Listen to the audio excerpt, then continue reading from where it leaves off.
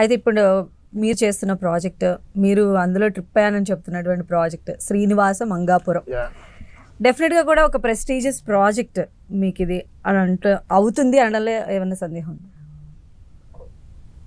100% చాలా ఇండస్ట్రీ కూడా ఎదురు చూస్తుంది. అంటే కృష్ణ గారు అనేది అందరికీ తెలుసు ఆయన గురించి. మరి అంటే వాళ్ళ మనవడు కాబట్టి 100% ఉంటాయి. అందులో మళ్ళీ దత్ గారు, అశ్విని దత్ గారు ప్రజెంట్స్, కిరణ్ గారు ప్రొడ్యూసర్, రాషా హీరోయిన్ అండ్ మీ, వీళ్ళందరితో పాటు. సో డెఫినెట్లీ ఉంటాయి. ఇది రీచ్ అవుతామండి 100%. ఇదేమి అంటే కొత్త అబ్బాయి ఒక అమ్మాయితో చెయ్యాల్సిన సినిమానే ఇది. పక్క శ్రీనివాస్ వాళ్ళే చెయ్యాలి. యా, ఎప్పుడు వచ్చింది సార్? అంటే ఈ ప్రాజెక్ట్ ఎలా కుదిరింది అని అనుకోవచ్చు? స్టోరీ ఆల్రెడీ ఎప్పటి నుంచో ఉంది నా దగ్గర. అది ఎప్పటి నుంచో ఉంది స్టోరీ. కిరణ్ గారికి ఎప్పటి నుంచో ముగ్గురు మూవీ చెయ్యాలి, నాకు ఇది అజయ్ పరిస్థితి ఇలా ఉంది ఓ హీరో అంటే. నేను ఆల్రెడీ అప్పటికే మంగళవారం స్టార్ట్ చేసుకుంటున్నాను. సరే ఇది ఒకసారి చూద్దాం ఉండండి, ఒకసారి వెళ్ళడం, జేకే అని కలవడం.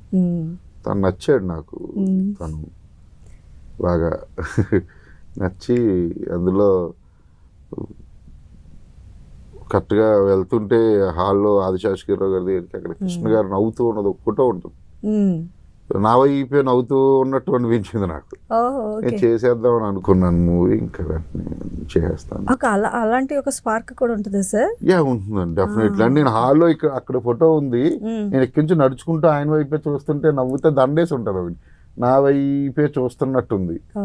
కృష్ణ గారి గురించి చాలా విన్నాము ఇప్పుడు ఆయన. సో ఎంతో కొంత డెఫినెట్లీ అని చెప్పి వెంటనే, ఎందుకంటే ఆ ఫ్యామిలీ నుంచి ఒక లెగసీ రావాల్సిన నెసెసిటీ ఉంది, ఆ గ్యాప్ ఉంది. తీసుకున్నాను నేను సినిమా.